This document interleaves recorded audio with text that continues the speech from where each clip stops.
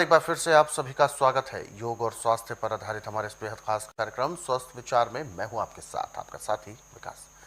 दर्शकों, स्वस्थ विचार कार्यक्रम में हम बहुत कुछ लेकर आते हैं आपके लिए और हम चाहते हैं कि ये नुस्खे, ये अमूल्य उपचार आपसे छूट ना जाए।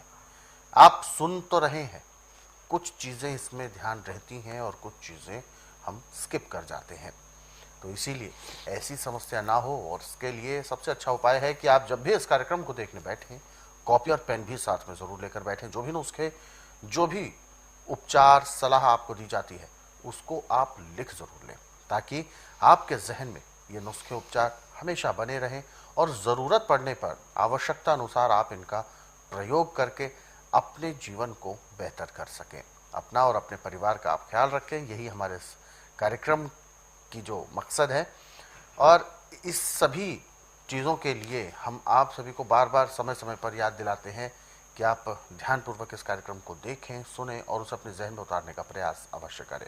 आज के इस अंक में भी हम एक ऐसे विषय पर बात करेंगे जो बहुत ज़्यादा महत्वपूर्ण है और यदि वो समस्या बढ़ जाए तो तकलीफ बहुत होती है। तो चलिए शुरू करते हैं आज के खास कार्यक्रम और खास विषय पर चर्चा। गुरु जी, आज के इस अंक में हम बात करने जा रहे हैं बुखार को लेकर, लेकिन बुखार भी ऐसा जो कि सिर में चढ़ जाता है, दिमागी बुखार उसे कहने लगते हैं बहुत सारे लोग। और ऐसे में जो पेशेंट होता है, जो रोगी है, उसके लक्षण होते हैं बुखार में वो बड़बड़ाने लगता है, कुछ भी बोल रहा है, पता ही नहीं चल रहा वो क्या, क्योंकि आपे में नहीं होता। इस तरीके के बुखार को आप किस नजरिए से देखते हैं और क्या इसके सिम्टम्स होते हैं, क्या इसके कारण हैं? जब बुखार 105 डिग्री से ऊपर चला जाता है और दिमाग में चढ़ जाता है, अच्छा। फिर आदमी होश में नहीं होता, बड़बड़ाता है और उसको नींद नहीं आती, आंखें चढ़ी हुई रहती हैं और आंखें लाल हो जाती हैं। अब इस बुखार को उतारने के लिए बेल के पत्ते और मिट्टी के बर्तन का पानी, ये दो काम करते हैं। पेड़ से पत्ते लाके और उन पत्तों को सुराही में का पानी है तो उसमें, यदि घड़े का पानी है तो उसमें, जितना ठंडा पानी होगा उतना अच्छा। उसमें 10-15 मिनट भिगोने के बाद पत्तों को निकाल के पानी जब पत्तों से बिल्कुल छट जाए तो उसके मस्तक पे जैसे बर्फ़ की पट्टी रखते ऐसे पत्ते रखने, बाकी कुछ नहीं ऊपर करना, और के पैर के तलुओं में लगाने। तो बुखार 15-15 मिनट बाद आप वो पत्ते बदलते रहेंगे और जो पत्ते आपने पैरों से और मस्तक से हटाए हैं उनको मिट्टी खोद करके उसमें दबा देना, खुले में नहीं फेंकने। अच्छा, खुले में नहीं फेंकना ना, ये ध्यान रखना। इसका कारण भी हम जानना चाहेंगे। कारण ये है कि यदि उन पत्तों के ऊपर किसी दूसरे का पाँव आ गया तो उसको रोग चला जाएगा। ये है सबसे बड़ा कारण। जब मिट्टी में दबा दिए जाएंगे तो उसका असर कोई नहीं, उसका असर कोई तो 1 घंटे के अंदर अंदर उसका बड़बड़ाना बंद हो जाता है जी। और बुखार उसका यदि 105 था तो 3.5 या 4 के बीच में आ जाता है। फिर ऐसे जब आप करते हैं 4 या 5 बार पत्ते बदल देते हैं तो आपका बुखार 1.5 से 2 के अंदर रहता है और फिर भी आगे पत्ते चलते रहेंगे तो 3 दिन में बुखार 98.4 पे आ जाता है। अब रोगी को भूख भी लगना शुरू हो गई और कमजोरी महसूस कर रहा है, तो उसके लिए पहले तो बेल के पत्तों का रस निकालें 1 चम्मच, पत्तों को धो करके और पानी जब उसमें ना रहे तो सिलबट्टे पे पीस के कपड़े में डाल के रस निचोड़ लें, उसमें शहद मिला के देना है। तो ये भी आपको ग्लूकोज जैसा काम करेगा, पाचन शक्ति को बढ़ाएगा, पेट में जो पखाना रुका हुआ था उसको निकालेगा और शहद और ये दोनों मिलके होमोग्लोब को बढ़ाएंगे। जब भी किसी को बुखार या कोई बीमारी हो जाए, मर्द का होमोग्लोब होता है 16, औरत का होता है 14। तो कम, जितना कम होता जाएगा उतनी कमजोरी आती जाएगी। जब शहद और बेल के पत्तों का रस दे रहे हैं तो 15 दिन में औरत है तो उसका 14 हो जाता है होमोग्लोब, मर्द है तो उसका 16 हो जाता है, उसकी कमजोरी रहती। Sometimes the key to a lock is not a key. You've got to think differently.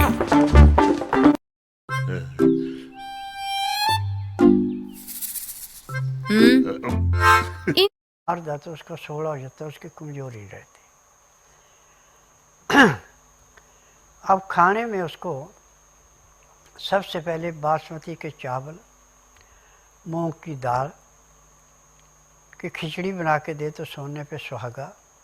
यदि खिचड़ी नहीं बना सकते हैं तो लग लग बना ले, परंतु चौलों की मांड नहीं निकालने। सबसे ज़्यादा गुण जो है चौलों की मांड के अंदर है।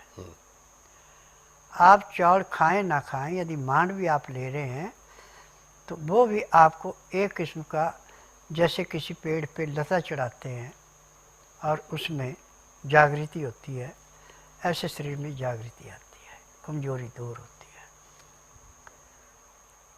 अब 3-4 दिन ये करने के बाद फिर आम मौसम के अनुसार जो भी आपके अनाज है उस अनाज को भी आप खाना शुरू कर सकते हैं। परंतु जो भी अनाज आपने खाना है पका करके अच्छी तरह दाल सब्जी जो भी बनाए उसमें मसल के, और कभी भी कोई बीमारी हो जाए तो उसमें हरी सब्जियां पत्तेदार हो तो सबसे अच्छी, और वो भी ज़्यादा सूखी नहीं रखनी, जितनी वो पतली होंगी उतना ज़्यादा लाभ होगा।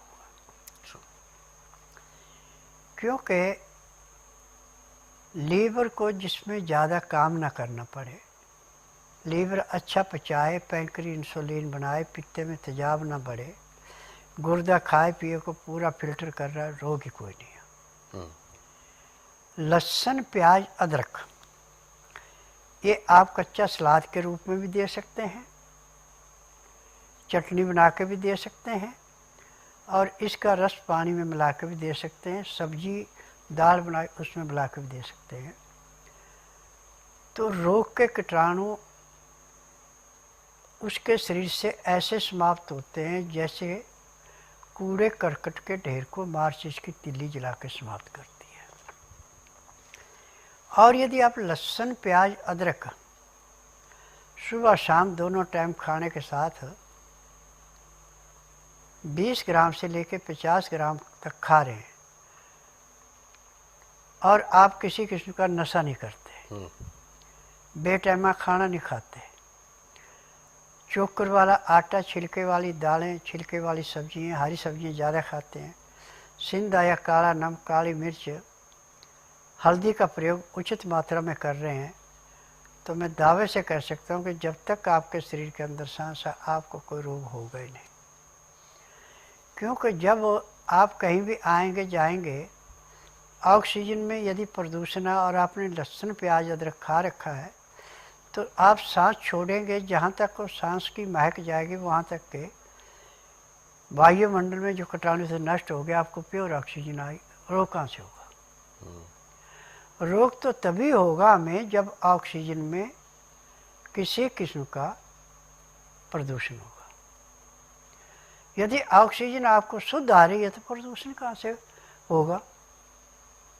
लहसुन प्याज अदरक खाने वाले का वायुमंडल का भी और शरीर के अंदर प्रदूषण ऐसे समाप्त होता है जैसे स्पिरिट दूर से माचिस पकड़ लेता है, अग्नि को पकड़ लेता है, ऐसे वो खून को साफ करता है, किसी भी किस्म का कीटाणु उसको नष्ट करता है। ये इसके पीछे कारण है।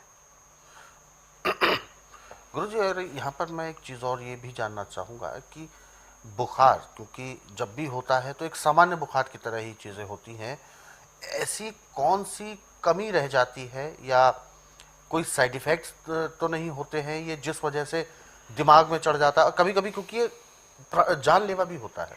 देखिए, मैं जो बात कहूँगा बड़ी कड़वी बात कहूँगा। जितने भी एलोपैथिक दवाइयाँ हैं, ये क्या करते हैं कि दवाई ज़्यादा बन गई तो उसकी पैकिंग डेट बदल देते हैं। जो एक्सपायर होने लगी उसको डेट हटा दी, अगली नई डेट डाल दी। अच्छा। उसका साइड इफेक्ट ज़्यादा पड़ता है।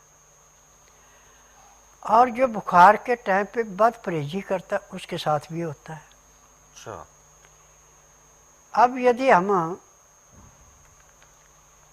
ऐसी जगह पे जहाँ डॉक्टर हकीम की सहूलत नहीं है तो वहाँ तुलसी का पेड़ तो लाजमी मिलेगा। हाँ, हर जगह ही। तुलसी के पत्ते, काली मिर्च पीस करके गोली बना के ले लो, चाहे पानी से ले लो चाहे दूध से ले लो, बुखार का नाम ही नहीं, किसी रोग का नाम ही नहीं। ये है सबसे बड़ी बात। सबसे तो यानी तुलसी का पेड़ हर घर में होना बहुत जरूरी है। बहुत लाजमी है। अच्छा। हाँ।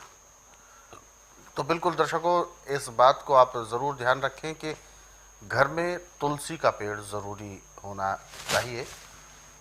इसके पीछे दोनों कारण है, एक तो स्वास्थ्य से संबंधित कारण है और दूसरा आध्यात्मिक कारण है। तुलसी हमारे लिए आराध्य एक ऐसा पौधा है जिससे कि हम अपने देवताओं को प्रसन्न भी करते हैं। तुलसी अपने आप में एक देव है और ऐसे में हमें लाभ देने के लिए ही तुलसी है। आप इसका अर्क रोज़ाना लेंगे, आपके शरीर में बहुत सारे रोग स्वतः ही नष्ट हो जाएंगे। इसका अपना तेज इतना होता है। समय समय पर आपको हर चीज़ के बारे में बताया जाता है और ऐसी चीज़ों के बारे में, तुलसी के बारे में, नीम के बारे में, बेल के बारे में या किसी भी तरह के और चीज़ों के बारे में जिन्हें हम औषधि कहते हैं आयुर्वेद की भाषा में, हर प्रकार की फल, हर प्रकार की सब्जी, हर प्रकार के मसाले अपने आप में औषधि कहलाते हैं। तो ये औषधि आपको मिल सकती है और इसके लिए आप प्रयास आपको करना है, बस जानकारी आपको इकट्ठी करनी है। तो ये जानकारी इकट्ठी करने के लिए आप स्वस्थ विचार पुस्तकें अपने घर पर मंगवा सकते हैं। हेल्पलाइन नंबर आपके टीवी स्क्रीन पर है।